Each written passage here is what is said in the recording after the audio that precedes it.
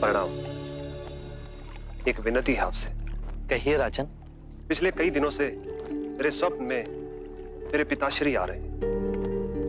मैंने ब्राह्मणों से भी इसका अर्थ पूछा तो उनका कहना था कि तुम्हारे पिताश्री को शांति नहीं मिली, उनके लिए पूजा करनी हो, यज्ञ संपन्न करना होगा। आप तो परम ज्ञान का स्वरूप है, तो विनती है आपसे कि पूजा विधि आप ही के हाथों से हो, जो मेरे पिताश्री तक पहुंचे, उन्हें मुक्ति मिले, जीवन मरण के इस चक्र से वो मोक्ष पाले।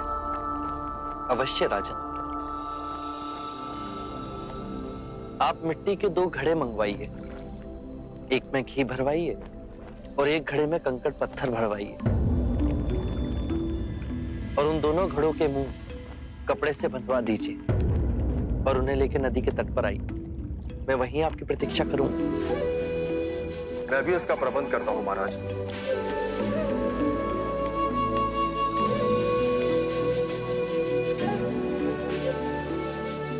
महाराज, अब आप इन दोनों घड़ों को पानी में डाल दीजिए।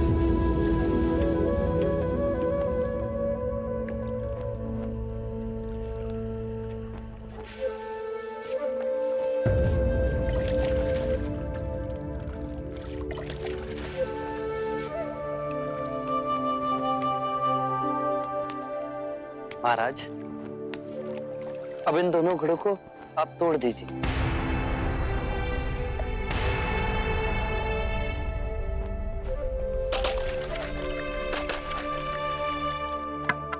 महाराज, अब आप ध्यान से देखिए कि ऊपर उठ पानी पर तैरने लगा। अब बताइए, मेरे या किसी और के पूजा पाठ करने से क्या यह घी नीचे बैठ सकता है? असंभव। ये तो घी का स्वभाव ही नहीं। सत्य कहा आप। उसी प्रकार किसी भी पूजा पाठ, विधि विधान, कर्म कांड के द्वारा पानी के अंदर डूबे हुए कंकड़ पत्थर क्या ऊपर आ तैर सकते हैं? नहीं बुद्ध, ये तो प्रकृति के नियम के विरुद्ध है।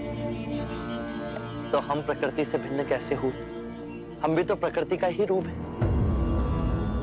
सत्य कहा बुद्ध। एक सत्य ये भी है राजन, यदि हमारे पूर्वजों ने अपने जीवन काल में कंकड़ पत्थर बोए, दुष्कर्म किए, तो वो स्वाभाविक ही कंकड़ पत्थर की तरह नीचे बैठ जाएंगे।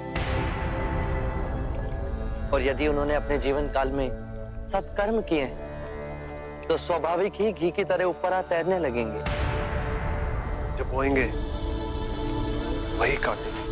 परंतु इस शरीर रूपी जीवन काल में ही नहीं, अपितु इस शरीर रूपी जीवन काल के पश्चात वाली यात्रा में भी हम जैसे कर्म करेंगे वैसा ही फल मिलेगा।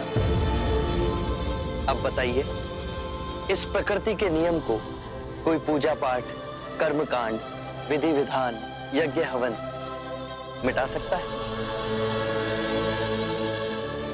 राजन, मैं भी इसको नहीं बदल सकता।